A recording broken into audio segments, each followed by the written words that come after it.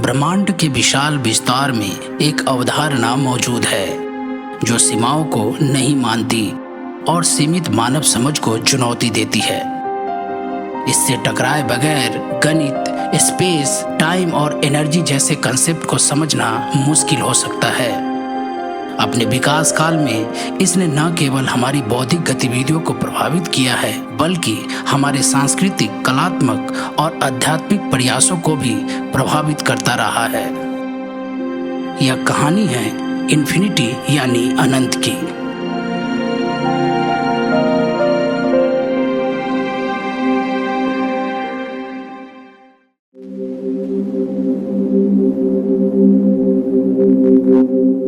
दोस्तों, इन्फिनिटी केवल एक संख्या या विचार नहीं है, बल्कि यह गणित और ब्रह्मांड की अनंत संभावनाओं को समझने का एक प्रवेश द्वार है। बिना इन्फिनिटी से टकराए बिग बैंग और ब्लैक होल जैसे सिद्धांतों में डेंसिटी और कर्वेचर जैसी फिजिकल क्वांटिटीज आसानी से नहीं समझा जा सकता है। टोपोलॉजी के क्षेत्र में इनफाइनाइट डायमेंशनल स्पेसेस का अध्ययन करना असंभव था। आर्टिफिशियल इंटेलिजेंस और मशीन लर्निंग में इन्फिनिटी का उपयोग संभावनाओं के विशाल या अनबाउंडेड स्पेसेस का प्रतिनिधित्व करने के लिए किया जाता है। कुल मिलाकर आज इन्फिनिटी की गणितीय समझ ने इन्फिनिटी को ब्रह्मांड की संरचना की खोज तथा भौतिकी और इंजीनियरिंग से लेकर कंप्यूटर विज्ञान और अर्थशास्त्र तक के क्षेत्रों में व्यवहारिक समस्याओं को हल करने के लिए एक सटीक और शक्तिशाली उपकरण में बदल दिया है। परंतु इन्फिनिटी को यहाँ तक पहुँचने के लिए एक लंबी सांस्कृतिक, दार्शनिक और वैज्ञानिक यात्रा करनी पड़ी है। इन्फिनिटी को समझने की शुरुआत उन प्राचीन दार्शनिकों के चिंतन से होती है जिन्होंने सबसे पहले अस्तित्व और अनंत की प्रकृति के बारे में सोचना शुरू किया। उनके लिए अनंत एक रहस्य था, समझ से परे एक अवधारणा। उन्होंने इसकी व्याख्या आध्यात्मिक शब्दों में किया और इसे ब्रह्मांड में अंतर्निहित एक अमूर्त सिद्धांत के रूप में माना। जैसे सितारों से परे, हमारी दृष्टि की पहुंच से परे क्या है? क्या ब्रह्मांड का कोई अंत है या यह अनंत में फैला है? मध्य युग आते आते अनंत धर्मशास्त्र और रहस्यवाद के साथ जुड़ गया, क्योंकि तब के विद्वान डिवाइन इन्फिनिटी और ईश्वर की अनंत प्रकृति के सवालों से जूझ रहे थे।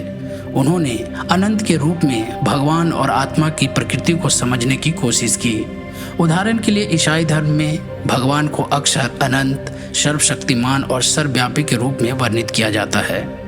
इस्लाम में अल्लाह को अल कदीर मतलब सर्वशक्तिशाली और अल बातीन मतलब छिपा हुआ बताया गया है। वहीं यहूदियों ने इसे इंशोफ यानी अंतहीन के रूप में माना है। इसी तरह हिंदू धर्म में इसे ब्रह्म कहकर पुकारा गया है, जो शाश्वत, अविनाशी और अनंत है। जब पुनर्जागरण का समय आया, इन्फिनिटी केवल ईश्वरीय गुण और आकाश तक सीमित नहीं रहा। इसे कला और साहित्य में भी अभिव्यक्ति मिलनी शुरू हुई।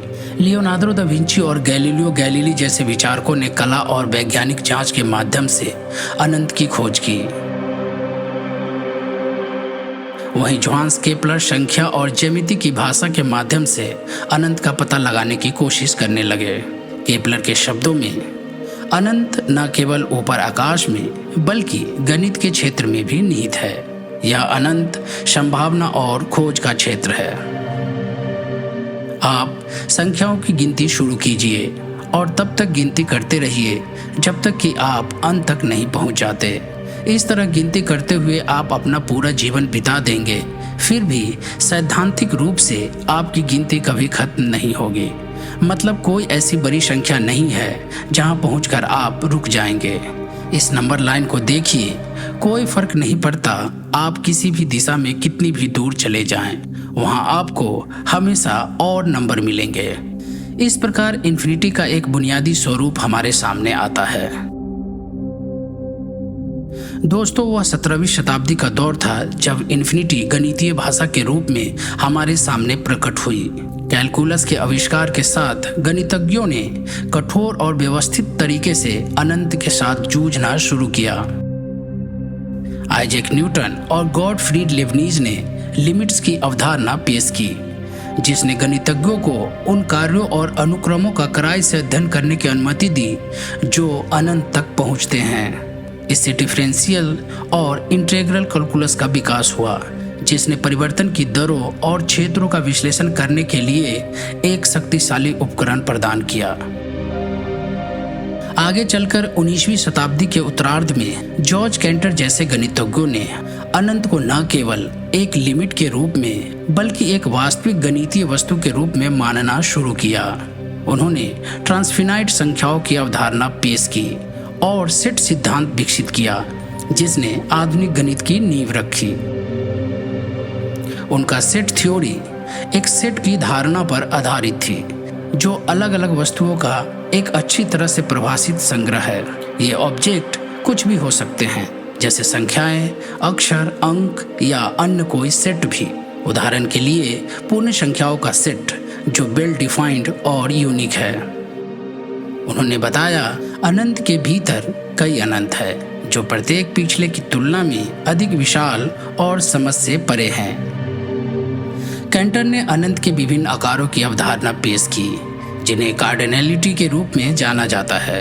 उदाहरण के लिए प्राकृत संख्याओं का सेट काउंटेबली इन्फिनाइट यानी गणनीय रूप से अनंत है, जबकि वास्तविक संख्याओं का सेट जिसमें सभी दशमलव विस्तार शामिल हैं अनकाउंटेबली इन्फिनाइट यानी अगणनीय रूप से अनंत है। कैंटर ने वास्तविक संख्याओं को अनकाउंटेबली इन्फिनाइट साबित करने के लिए प्रसिद्ध रूप से एक तकनीक का उपयोग किया, जिसे डायगोनल आर्गुमेंट के रूप में जाना जाता है। इस आर्गुमेंट के मुताबिक कोई भी सूची सभी वास्तविक संख्याओं को कैप्चर नहीं कर सकती है।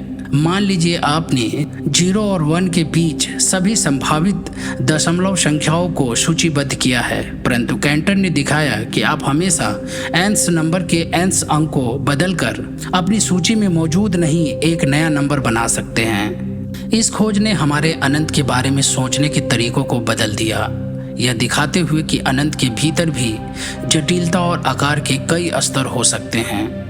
इसने कंटिन्यूम हाइपोथेसिस यानी सातत्य परिकल्पना को जन्म दिया।